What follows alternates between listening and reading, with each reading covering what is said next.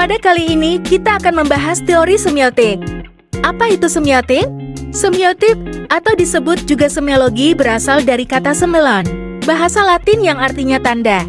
Apabila dikaji secara terminologis, semiotika dapat didefinisikan sebagai ilmu yang mempelajari tanda. Semisal, saat kita melewati jalanan raya, akan banyak sekali rambu lalu lintas yang kita temui. Yuk kita bahas sejarah semiotik. Ferdinand de Saussure, 26 November tahun 1987 sampai 22 Februari tahun 1913, ahli bahasa, semiotika, dan filsuf Swiss. Semiotika diperkenalkan oleh seorang ahli bahasa asal Swiss yang bernama Ferdinand de Saussure.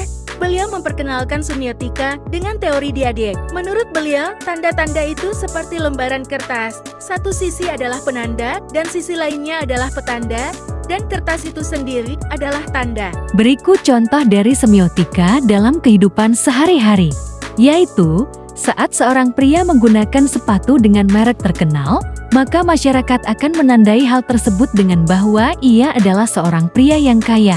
Sepatu branded atau sepatu bermerek yang ia gunakan menyimbolkan bahwa ia adalah seorang yang mampu untuk membeli sepatu dengan harga yang mahal atau menunjukkan bahwa ia adalah seorang yang mempunyai banyak uang. Selain konsep diadik yang dikemukakan oleh Saussure, berikut beberapa konsep semiotika lainnya. Pertama, Ferdinand de Saussure mengemukakan konsep diadik yang terdiri dari signifier dan signified, atau penanda dan petanda. Kedua, Carl Sanders Peirce, 10 September tahun 1839, 19 April tahun 1914, ahli logika. Beliau adalah seorang ahli menggunakan konsep semiotika triadik. Ketiga, Roland Barthes, 12 November tahun 1915, 26 Maret tahun 1980, seorang ahli filsuf, kritikus sastra, dan sernolog Prancis. Teori beliau menggunakan pemaknaan tanda dalam sistem konotasi dan denotasi. Dan tentunya masih ada ahli semiotika dengan konsep-konsep lainnya. Apa saja sih asumsi teori semiotik? Mari kita bahas. 1. Tanda sebagai media komunikasi. Asumsi ini menyatakan bahwa tanda adalah medium utama komunikasi. Tanda dapat berupa kata-kata, gambar, gestur, atau objek. 2. Ketergantungan makna pada interpretasi. Tanda semiotik mengasumsikan bahwa makna tidak inheren dalam tanda itu sendiri, melainkan bergantung pada penafsiran yang dilakukan oleh individu ataupun kelompok. 3. Moralitas makna. Asumsi ini menyatakan bahwa satu tanda dapat memiliki berbagai makna yang berbeda tergantung pada konteks dan budaya di mana tanda tersebut diinterpresentasikan. Teori semiotik ini terdapat 3 macam. Apa aja sih? 1. Semantik bahasa. 2. Sintaktik simbol. 3. Paradigmatik budaya.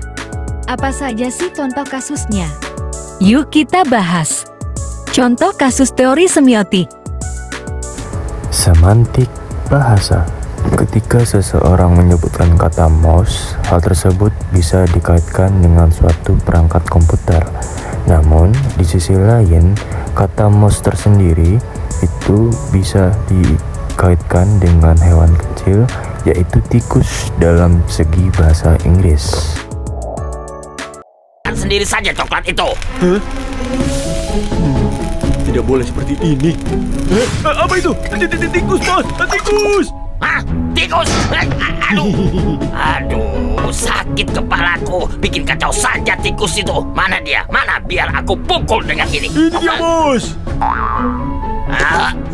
Itu mouse komputer, bukannya tikus. Ya, mouse kan artinya tikus, bos. Jadi satu bapak satu ibu. Ih, ngomong apa kau ini?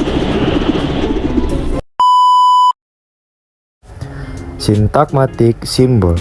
Ketika kita datang ke suatu tempat umum, lalu kita melihat sebuah tanda dilarang yang merokok yang dipasang di dinding, yang mengindikasikan bahwa tempat tersebut adalah kawasan bebas asap rokok.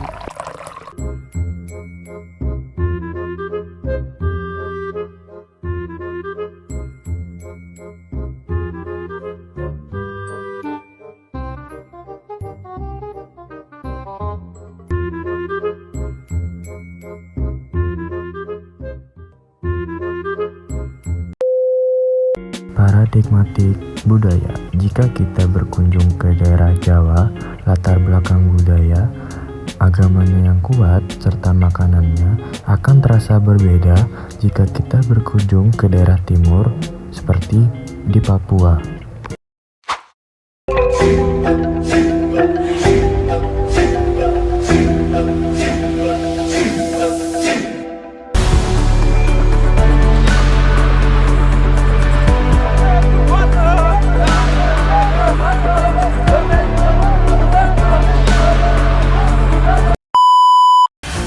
Kesimpulan, teori semiotik adalah komunikasi manusia yang melibatkan pemahaman dan penggunaan tanda-tanda untuk menyampaikan makna. Tanda-tanda tersebut bisa berupa kata-kata, gambar, atau gestur yang digunakan dalam konteks tertentu. Melalui analisis semiotik ini, kita dapat memahami bagaimana tanda-tanda tersebut membentuk makna dalam berbagai konteks budaya dan sosial. Nah, itu dia penjelasan singkat tentang teori semiotika. Jika ada kesalahan, mohon koreksinya di kolom komentar dan jangan lupa untuk like video ini. Terima kasih telah menonton video ini sampai akhir. Sampai jumpa teman-teman.